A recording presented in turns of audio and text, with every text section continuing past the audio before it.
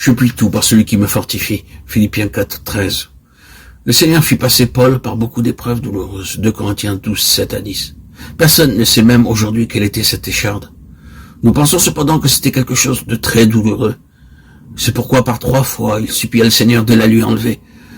Paul n'était pas bougon, jamais il ne se plaignait ou murmurait dans les épreuves qu'il traversait. 2 Corinthiens 11, 24 à 28.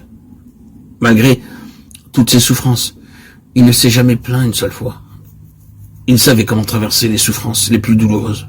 Jamais il ne dit « Oh Seigneur, ne me fais plus passer par ces souffrances. » Puis lui vint cette écharde dans la chair. Elle était si douloureuse qu'il pria 3 fois le Seigneur de la lui enlever. Il dit « Je ne peux plus la supporter davantage, c'est trop douloureux pour moi. » Le Seigneur lui dit « Ma grâce te suffit. » Dieu poursuivait un but en permettant l'écharde. Tout d'abord, le garder humble afin qu'il ne s'élève outre mesure. Ensuite, pour lui démontrer la puissance de la résurrection. Dans Philippiens 4, 11 à 13, il dit « Je puis tout par celui qui me fortifie. » Il y avait des jours où il était privé de nourriture et assailli par d'autres besoins. Cependant, il fut fortifié dans toutes ces épreuves. Dieu permet dans nos vies beaucoup de situations et de circonstances douloureuses afin que nous puissions expérimenter sa fidélité et qu'en nous pénètre davantage la puissance de la résurrection. Je ferai de toi une grande nation et je te bénirai. Genèse 12, 2.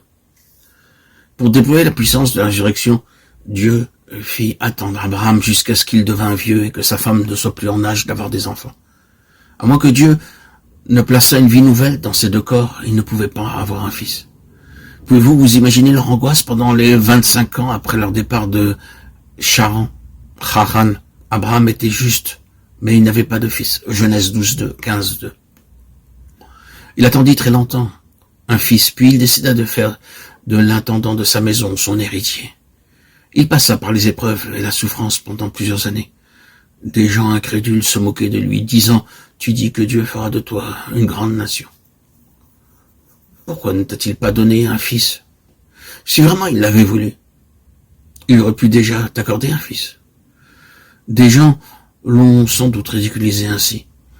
Dieu se tut jusqu'à ce qu'Abraham connût la puissance de la résurrection. Romains 4, 18 à 25. Cette foi lui fut donnée après 24 ans d'attente. Alors, il découvrit que Dieu avait versé en lui et sa femme la puissance de la résurrection, bien qu'ils ne fussent plus en âge d'enfanter. Si Dieu n'avait pas introduit cette vie nouvelle dans leur corps, ce miracle n'aurait pas été possible. Au début, lorsque Dieu lui apparut, Abraham avait la foi puisqu'il quitta aussitôt sa maison et suivit le Seigneur. Mais le Seigneur n'était pas satisfait. Il voulait la foi qui réclame la puissance de la résurrection.